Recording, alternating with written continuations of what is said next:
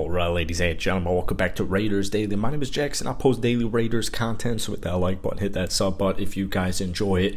Now, according to the New York Times, if the Raiders win their next 4 games, New England, Pittsburgh, San Francisco, and Kansas City, they have a 57% chance to make the playoffs. Now,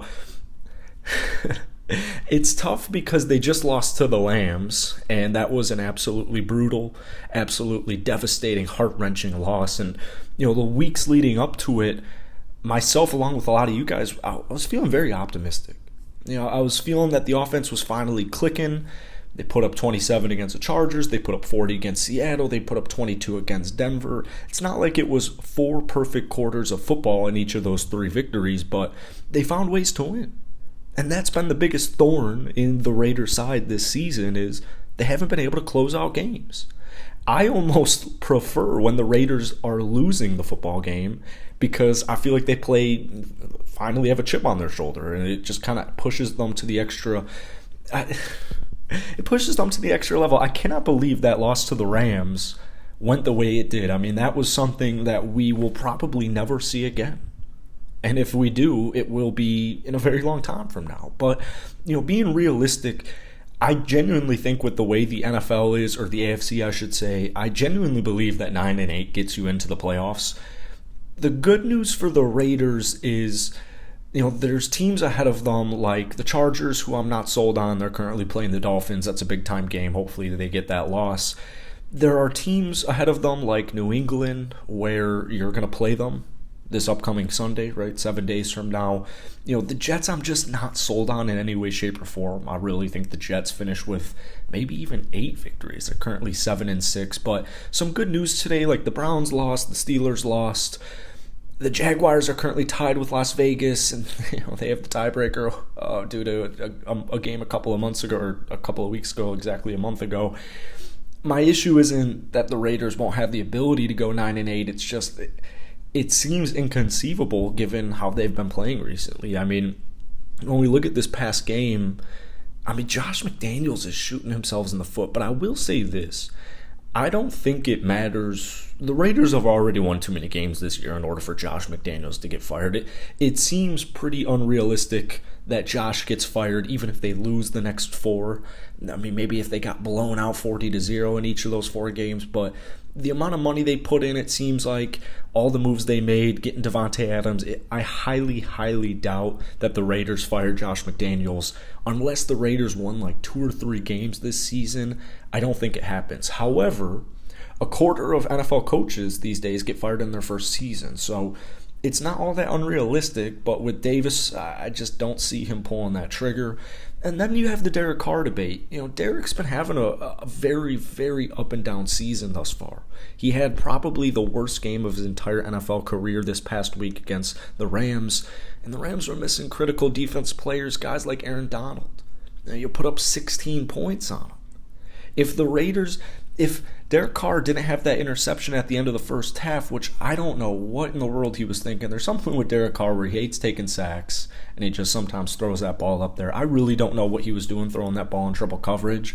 But all I know is this. I know Derek Carr isn't having a great season. I know the defense, like as Baker Mayfield alluded to, he literally said this. I was shocked when I saw that the Raiders were in press coverage on that last play. The Rams had no timeouts. But we could sit here and argue why the Raiders lost their game against the Rams, or they lost their game to the Saints, or Jacksonville, or Indianapolis, or any of these games. But for me personally, I'm a little over-optimistic. Sometimes it comes back and stings, like that last game against on Thursday. I'm not going to give up hope on this Raiders team until they're mathematically eliminated from playoff contention. When I look at the Patriots, I see, they're a good defense, but the Raiders have beaten good defenses. In fact, they were 2-0 against Denver this season, a very impressive defense. In fact, they statistically are the 4th best defense in the league. So when I look at Pittsburgh, I get it, it's primetime Christmas Eve. I don't know, I feel good about these next 2 games. San Francisco, to me, is the hardest game remaining on the schedule because I look at that last game against the Chiefs thinking to myself, I don't think they're going to be playing most of their starters. And The Raiders play good against divisional opponents, especially this season.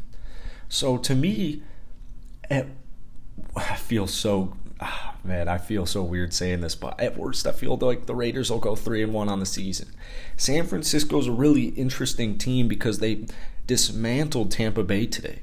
Brock Purdy can get the job done, and defensively, San Francisco is they're actually probably the best defense. Statistics would say they are the best defense, but the eye test probably says the same thing.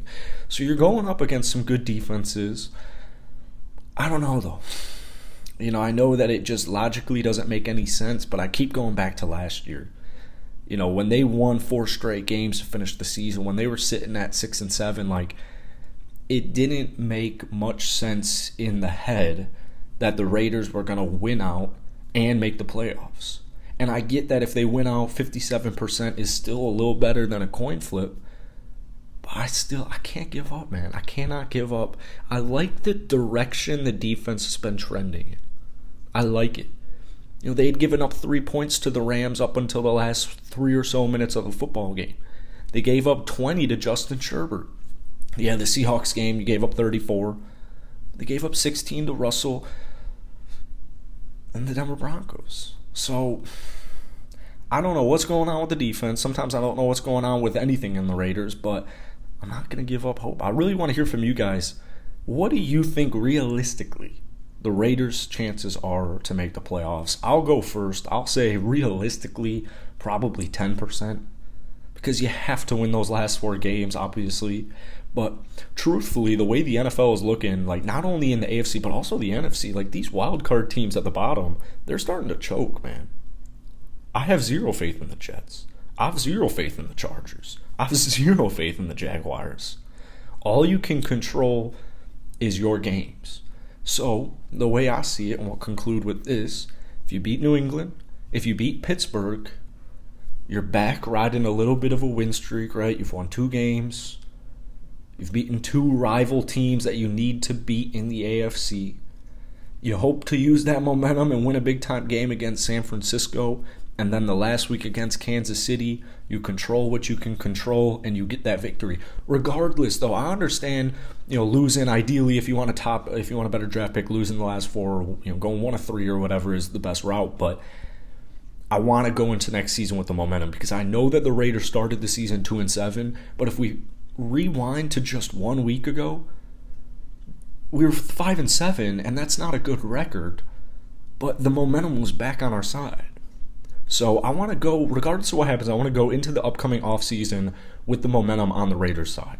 Let me know what you guys are thinking. As always, hit that like button, hit that sub button, and I'll see you guys later.